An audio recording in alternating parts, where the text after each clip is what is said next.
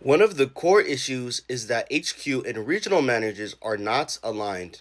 And because of this misalignment, regional managers have stopped respecting or even considering headquarters initiatives.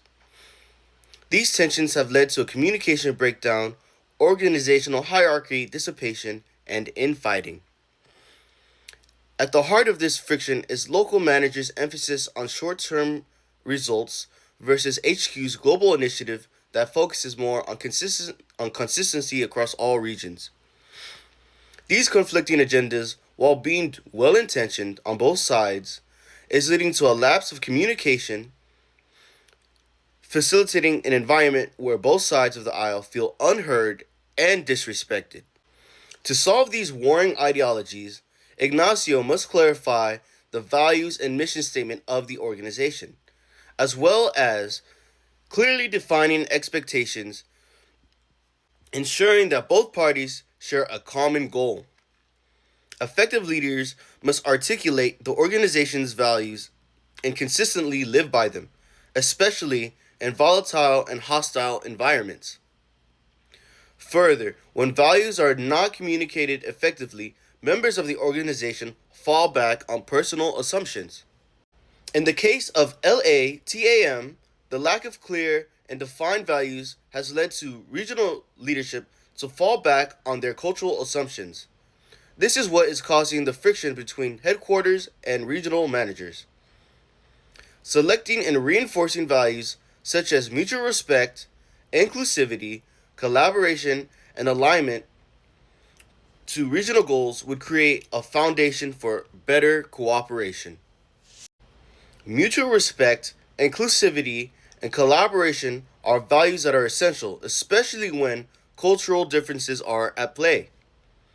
Regional managers have deep local knowledge about consumer behavior, regulatory realities, and commercial challenges. Dismissing their feedback erodes trust and leads to resistance. Making GMs feel seen, respected, and valued would not only increase their buy in, but also reduce tensions between HQ and themselves. If Ignacio wants to rebuild cooperation, he must intentionally build a culture where mutual respect, inclusivity, and collaboration are non-negotiables. In tandem with expressing values with both the HQ and regional managers, Ignacio must also implement performance metrics that actively measure behavior and ensure that behavior is in alignment with values of the organization. Tangible metrics such as time, attention, resources can help Ignacio get a gauge of if the values are being upheld by all parties. In the past, general managers invested energy into local short term goals, while HQ invested more into general global priorities. Shared metrics would ensure that the values that Ignacio outlined are followed and frictions between both parties can be handled in an objective manner. Ignacio can implement KPIs, key performance indicators, a system that operationalizes values into measures that are measurable and enforce expectations.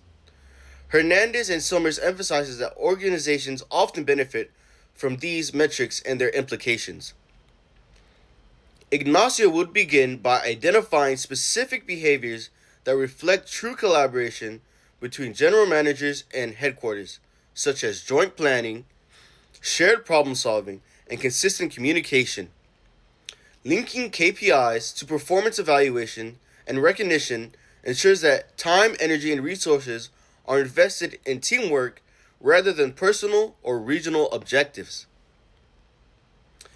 This approach mirrors the Hernandez and Summers argument that leaders must evaluate values through actions and measurable indicators to create alignment and accountability.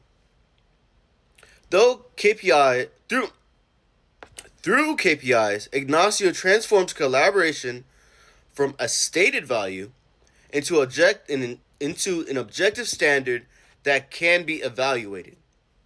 Thank you.